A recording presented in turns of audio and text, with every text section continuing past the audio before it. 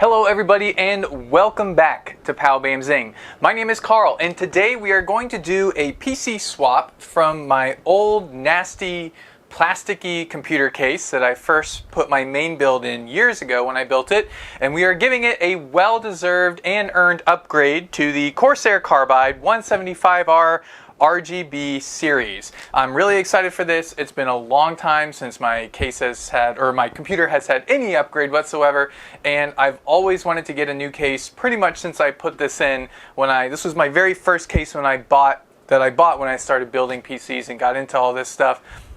And I have grown to hate it very badly.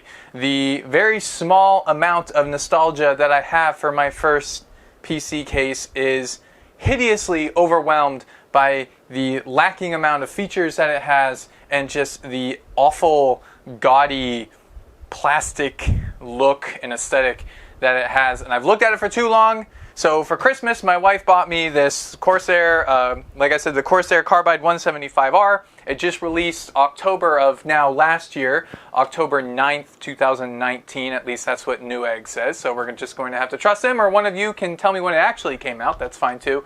And we'll go from there. So we'll do an unboxing of this. We'll get out all the parts from here. I'm not sure if I'm going to show all that, but we'll get all the parts out from here, swap them over here, and see how it looks.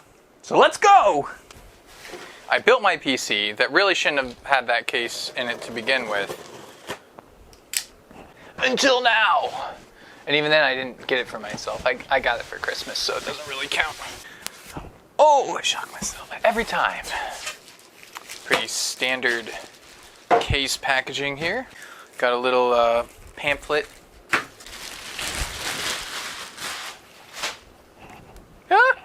All right, right off the bat, what else I like about this case, and something I kind of knew when I bought it, is that it's not a very large case. It's an ATX case, so it is naturally a large case because it's an ATX case, but it's small for an ATX case. The front of the case here, the forward-facing edge, has kind of a brushed look to it. It still feels plastic. The front still feels plastic, but it's a cheaper case too, so you might expect that out of it. Something else that I appreciate, however, as a whole, this case is still much heavier than the Raid Max case that I took my last one out of. Something else that I am a huge fan of is the indented expansion card slots back here, and it looks like it has individual and removable expansion card slot covers in the back here, which I like. Something that this allows for, the indented expansion card slot covers, is the graphics card brackets like these to hold up your heavier graphics cards, because on the other ones, like the ones that are on the outside, has that little piece of sheet, like stamp sheet metal, that covers up the screws on the outside. And with something like this, it still works, but it's hard to get the stamp piece over this because of the way you have to screw it in. It's weird. It works perfectly fine when it's indented like this though, and that was important to me. Let's take the glass off. Flathead thumb screws on the tempered glass side. I don't feel a notch or anything that the glass rests in, so this is one of those cases that you kind of have to be careful. You have a hard drive cage located on the far side over here underneath the shroud. The shroud is vented, by the way. The fact that it has a power supply shroud at all is really nice. I'm a huge fan of those. Unless you got a really blingy power supply that has RGB and stuff, which I do not. It does still have exposed audio cables. Sometimes they don't expose those, or sometimes the audio cables all the way up until the connector are black. They're sleeved all the way up until the connector, which is really nice, because seeing that ketchup and mustard and green and whatever else, I don't know, it's a tiny pet peeve of mine, but it would have been nice if they included completely black cables. However, all the rest of them seem completely sleeved, which is nice. And it has a pull-away bottom power supply filter as well. Also very nice. Just these little quality of life things to just make building a PC so much more pleasant. So I think that just about covers the case. Oh wow, this one feels so light and nasty. should put that on just so that it's a fair representation. Here's the old one, and here's the new one. Honestly, the new one feels smaller, but it's a little bit taller, just from what I see. It's definitely wider, but I think that's because of the cable management space in the back. Definitely looks better. So let's go from there. Oh, I need to pop this out. Can't forget that. And we'll see how this case does.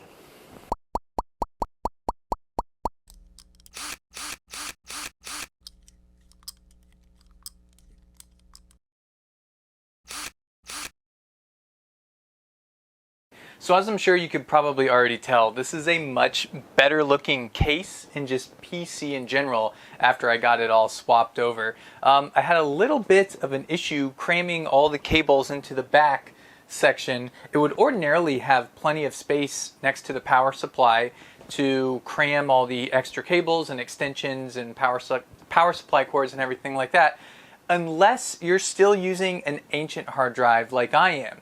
So the hard drive caddy sits remarkably close to the power supply, and since it's such a compact ATX case, there is maybe a couple or just a few inches between the edge of the power supply and the hard drive caddy, which is removable, by the way. A lot of case manufacturers with this style case that's a little bit more compact and space saving for ATX designs do not allow you to remove the hard drive caddy, at least not easily because it's riveted in. However, this hard drive caddy is removable, and I actually had to remove it a couple times to finagle the cords in the area that I need. I actually forgot to plug in a couple power supply cords into my modular power supply, so I had to retake the hard drive caddy out and plug it back in. It would have been impossible for me to do that otherwise. Well, I suppose I could have taken the power supply out and everything like that, but then I would have had to undo a bunch of things. It's very nice to remove the hard drive caddy in this case, especially if you don't have any hard drives at all. It has two solid state drives that can be mounted vertically on the side of the case behind the motherboard in the back, which removes the need for a hard drive caddy completely if you're not running one of those. Also, a lot of people are just running M.2s, so they don't have that extra SATA cable and extra power cord that they need to run for the power supply. And with this case in particular, I would highly recommend that for space saving. Some other things that I really enjoy about the case is just the super clean look for the very reasonable price that it gives. It comes with grommets both above the power supply and along the side for the motherboard cables. I think that it's a very well done case. It fits my graphics card perfectly. The graphics card for mine, I have a big 980 Ti, but the graphics card actually touches one of the fans up in the front. Fortunately, it doesn't push in on anything so that anything is rubbing or in a detrimental way. This case is designed so that you're supposed to put the fans on the other side of the grate. However, it is one of those cases with not very much front ventilation on the tops and on the bottom, so that if you were to put your fans past the grate, it would be right up against the front wall there, and unfortunately I don't think it would be getting sufficient airflow for a completely air-cooled system such as this one. The tempered glass is great. Mine came in great. In fact, it's really nice because it has those outer black edges so that you don't have to get your fingerprints on the clean part. Let me see, what else? The fan that came with it only came with one fan, and the fan that came with it has a RGB connection. However, on older motherboards such as this one, my Z97A, it doesn't have any RGB 4-pin it doesn't have any RGB headers. So the 3-pin and the 4-pin RGB header on this Corsair fan, the 4-pin is basically useless. And I mean, I'm sure I could buy an expansion card with RGB headers on them that would tie into the motherboard and stuff, but that's extra cost and would kind of defeat the purpose of the case fan coming with the case and being plug and go. I was really hoping that it would light up to just like a standard color when I plugged in the 3-pin to the motherboard. Unfortunately, that wasn't the case. You have to have the RGB pins plugged in somewhere to get access to the lighting for that particular fan. So I put it in the back, and I put the rest of my just plain white fans up in the front to kind of shine the light through the case. I do have a couple of white LED strips going along the top and along the front panel as well to give it a little bit more of a glow. It's a subtle case, I will say that. There is a Corsair logo on the front up here that glows due to for whatever fan you have in front. So if you have an RGB fan up in front, the light from the fan will shine through the logo up front to portray whatever color is on the fan in the background, which is kind of neat. It's like passive lighting, I suppose you would say. And other than that, it's very simple. It's very bare bones, but honestly, that's kind of what I like in the case. The only issue that I have with the case is the lack of cable management space in the back if you have a hard drive. If you don't have a hard drive, you'll love this case. You'll just pop out the caddy. It's like 4 screws, and you can store a mountain's worth of cables in there. But if you have a hard drive caddy, or you plan to use a hard drive caddy for SSDs, mini SSDs, or you're running SSDs in RAID or hard drives in RAID or whatever you're doing, you're gonna have issues plugging, or you're gonna have issues storing your cables in the back. And there's a tiny bit of space behind the motherboard, but it's probably only about 1/4 to 1/2 an inch space, so you really can't even stow cables up on the sidewall of the case either. And it's especially difficult if you have stubborn extension connectors like I do, which are hard plastic and they don't like to bend and they get caught under other cables. Cable management was a mess with this one, and almost more difficult than my RAID Max with no power supply shroud altogether. It wasn't very fun. I eventually did get the rear panel on, and another thing about the rear panel is that many cases have those hooks up at the top and at the bottom. This case doesn't have any hooks at the bottom. It just has a little ledge that you set it on, and it kind of grabs a little bit. It doesn't give you very much grabbing force on the bottom, and unfortunately that's where most of your cables are stored. That's where you have most of your cable space, and so getting that little lip to grab at the bottom so that the hooks at the top could grab, and trying to slide it all over was a real pain in the neck. But after it literally took me about 10 or 15 minutes to kind of cram all those cables back there, and fingers crossed they're all not too pinched and stuff. But the end result up front looks great. You just don't open the closet in the back and you'll never see the horrors back there.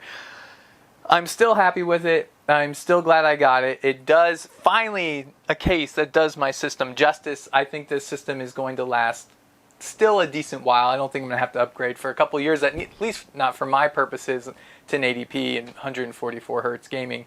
I'm really happy with it. I hope this video was able to help someone out. I hopefully had some B-roll in there. I'm not the greatest at B-roll, but at least a little bit of B-roll to show what this case is capable of, and the features that it comes with and the ease of building in it.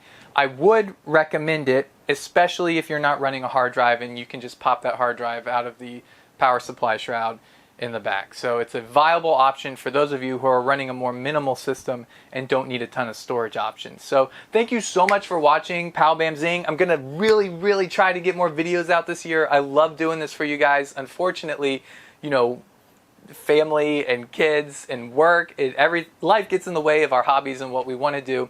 I really do want to make videos for you guys, though. It's one of my passions. So hopefully this video was able to help you out, and I'll see you all next time. Bye-bye.